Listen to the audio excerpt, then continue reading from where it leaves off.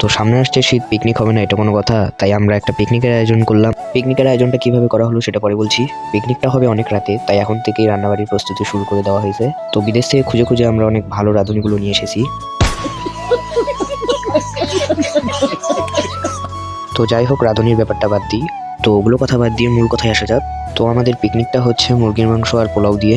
প্রথমে পোলাওটা রান্না করা হচ্ছে। পোলাও তৈরি করার প্রসেসিংটা দেখে নিই।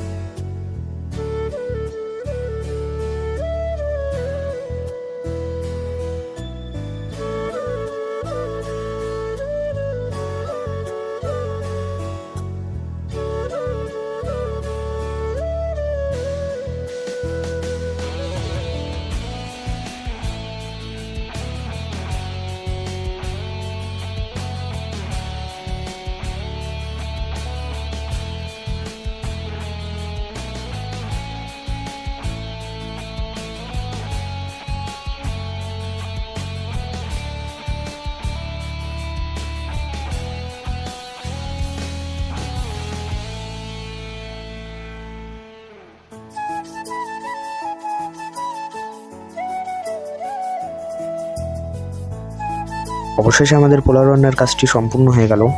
যত রাত হচ্ছে তত আরো খিদার জোর বেশি হয়ে যাচ্ছে। কিন্তু আমাদের আশেপাশটা অনেক সুন্দর প্যান্ডেল করা হয়েছে। এই পিকনিকে আমরা প্রায় 25 জনের মতো উপস্থিত ছিলাম। আর পিকনিক মানে তো একটু হালকা বিনোদন। রান্নার কাজ দেখতে দেখতে প্রায় 11:49 মতো বেজে গেছিল। তো আমার আর কি কাজ, আমি দাঁড়িয়ে থেকে শুধু ভিডিও বানাই। তো এইদিকে দেখি মাংস রান্নার কাজ শুরু করে দিয়েছে। আমি শুধু ভাবছি কখন রান্না শেষ হবে, অনেক খিদা লেগে গেছিল আমার। কিছুক্ষণ অপেক্ষা করার পর রান্নার কাজটি শেষ হয়ে গেছে। ব্যাস, তারপর খাওয়া দাওয়া।